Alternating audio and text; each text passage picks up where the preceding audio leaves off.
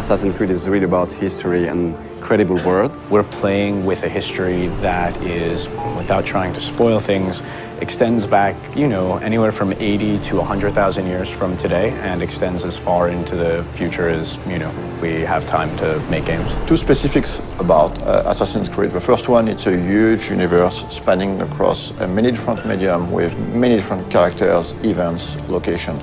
The second one is the community. The community on Assassin's Creed is extremely knowledgeable about this universe and also has very high expectation about what's coming next in terms of story. So putting all these things together, we realized it was time to fit everything into one reliable source of information. Actually, it really has been a back and forth process between the encyclopedia writers and the games writers to make sure that all the content of the book, of the encyclopedia, is really accurate. Well, we start by going through all the data, and then we would decide on what articles we wanted to do. And once we had that settled, we would write down a brief description of the article, send it out to the external writers, who would then return the full content to us. The best part about this project was adding new content.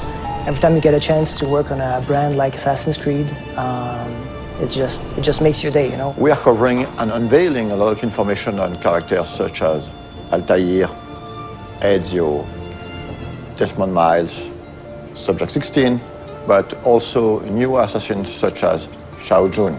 One of the very first challenges was dealing with so much data. Assassin's Creed has been around for a while and has a wealth of information from both the story standpoint within the game universe and just history in general. So going through all of that and figuring out what might be most interesting to put in the encyclopedia was very much the first challenge that I encountered.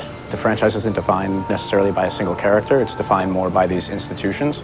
So we have the option of moving in and out of different historical periods, different geographical locations, different individual important events throughout human history. And so we have a wide variety of options, a lot of different material that we can mine for ideas and stories. Imagine this project as a huge puzzle with thousands of different pieces involving a lot of different people. We have tools to track all the narrative threads that we're creating. So we have database, we have Bibles, we have some visual guidelines. So my main role is to make sure everything fits together.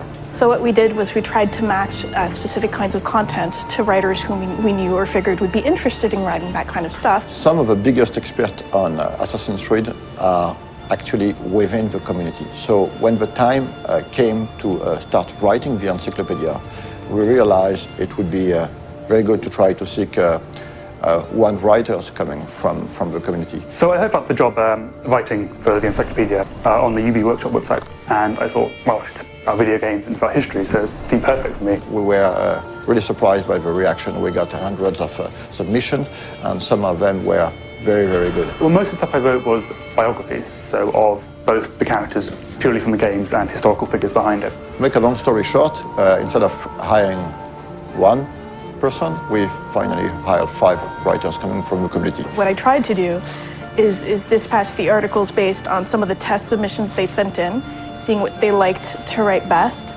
and then we kept it contextually similar. We tried to minimize the risk of bad overlapping and maximize the opportunities of cross-referencing. As for the design aspect of the encyclopedia, we worked with a local agency called Double Echo. They were crucial to the creative process.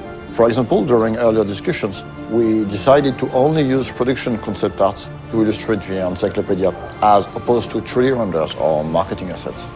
The role of concept art is very important in the conception of a game. During the early stage of conception, we work on very high-level concepts, so it's about silhouette, a mood, skylines of the city, treatment for the characters, colors. It's quite remarkable how much of the stuff does have its ties to reality and things that really happened. And I'm pretty sure that readers will discover some really interesting and new information.